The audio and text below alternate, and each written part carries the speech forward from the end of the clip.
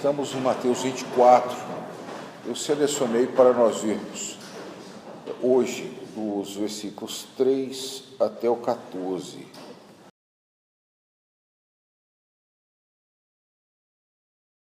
Meus irmãos, esse capítulo, de umas 3 vezes, tentando colocar uma ordem cronológica, fica meio confuso. As três partes desse capítulo é anunciado o fim.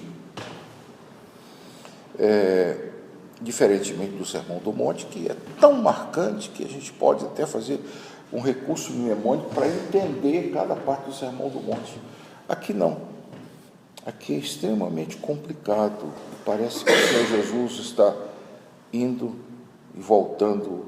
Ele fala mais sobre temas do que sobre o que vai acontecer cronologicamente.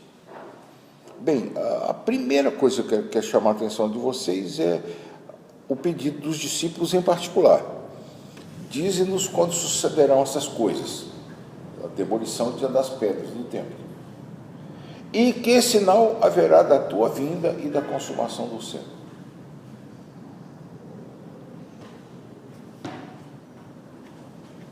Certamente as duas coisas estavam ligadas na cabeça deles. Mas eu creio que talvez, tentando responder isso separadamente, dá essa temática estranha no capítulo 24. Mas eu acho que, se nós seguirmos os acontecimentos preditos pelo Senhor, como se Ele estivesse contando a história do futuro, talvez a gente consiga um pouco mais de clareza. A pergunta é, o pedido que eles fazem, o sinal da tua vinda e da consumação do século. E Jesus passa a responder. Primeira coisa que Jesus destaca é que haverá perigo de serem enganados por muitos que tentarão se passar por ele.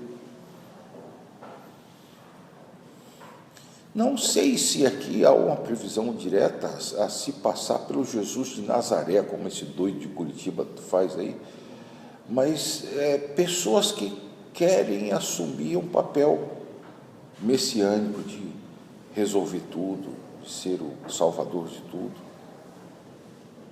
Mas repare que logo em seguida o Senhor diz que sua vinda será precedida por guerras e rumores de guerra. Nações guerreando contra nação e reino contra reino. Repare que hoje em dia é praticamente impossível nós escutarmos falar de rumor de guerra. Nós escutamos falar de notícia de guerra. Acontece uma escaramuça lá na Ásia, questão de minutos, nós estamos sabendo o noticiário aqui. Quem estiver com o computador aberto vai receber um alerta. Quem estiver vendo televisão vai ter alguma coisa que avisa.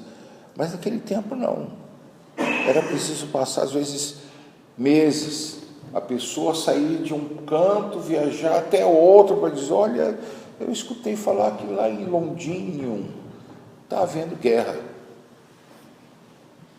Um rumor de guerra. Hoje não é mais assim, mas uma ameaça, talvez, um estado de guerra. E sobre isso, irmãos, nós estamos vivendo numa época muito curiosa. Já existe estudos sérios sobre isso, que depois da inauguração da ONU, houve mais guerras no mundo do que antes dela. A quantidade de guerras que aconteceram, especialmente depois da ascensão das doutrinas de esquerda. E é uma máxima da esquerda. Em vez de conseguir que todos os trabalhadores se unam, como dizia o hino de antigamente, Nikita Khrushchev fez uma declaração espantosa: nós conseguiremos espalhar o pensamento de esquerda pelo mundo através de guerras nacionalistas. E a ideia é essa. Se você examinar o que acontece com os países em que chega a esquerda, que começa a dividir, o que eu falei ontem de jovens contra velhos, pretos contra brancos, homens contra mulheres, ou mulheres contra homens, sempre uma minoria contra uma maioria. É o que tecnicamente na esquerda é chamado de lumpenproletariado. É a ralé se levantando contra aqueles que tenham algum status na sociedade. Mas o notável é o Senhor Jesus a seguir, depois de guerra, não só falar de terremotos, o que, embora alguns digam, não, hoje que se escuta, se marca todos os terremotos, sempre teve, só que não se percebia. Mas não é isso que os estudos estão mostrando, está aumentando a quantidade de atividade sísmica no mundo. O Senhor Jesus fala de fomes, plural.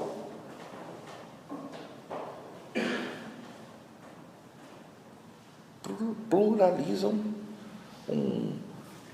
uma palavra que tem força coletiva, fomes. Mas ele se encarrega logo de dizer, isso não é o fim, isso é o princípio das dores. Ele está comparando a uma mulher que vai dar luz a uma criança, que começa a doer. Às vezes o princípio das dores é 1, 2, 3 dias antes do nascimento.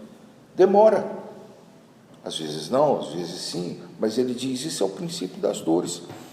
E, embora muita gente coloque isso para todos, mas aqui está falando dos cristãos.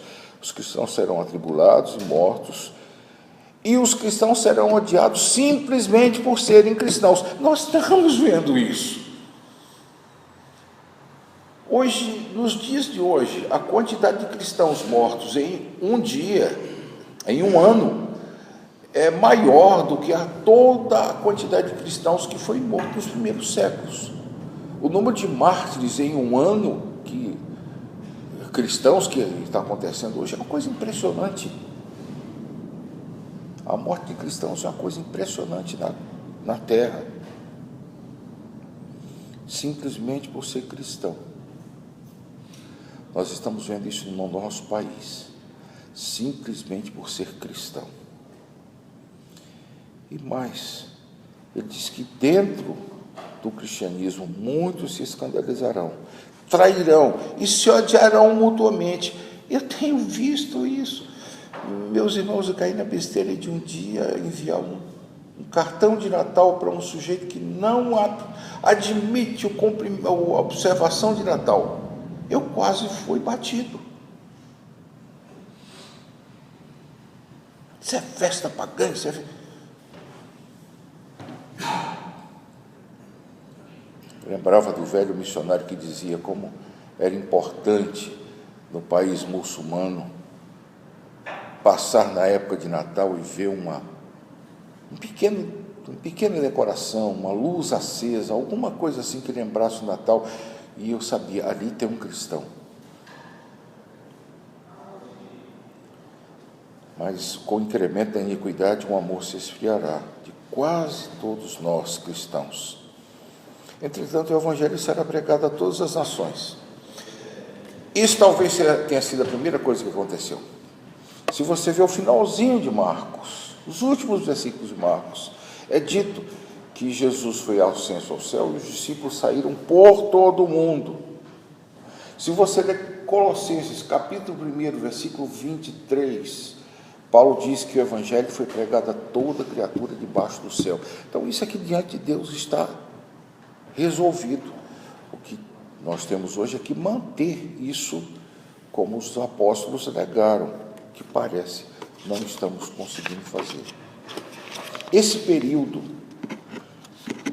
que é chamado por muitos de grande tribulação, ao que Jesus se refere aqui como o princípio das dores, começou com Pentecostes, talvez com a própria morte do Senhor Jesus, mas de forma Pedro interpreta como no Pentecostes. Quando Pedro diz o que acontece aqui nos últimos dias, aí cita Joel, identificando o Pentecostes como o começo dos últimos dias. É claro que os últimos dias são diferentes de último dia. O último dia é quando esse grande período se encerrará. Se Deus nos abençoar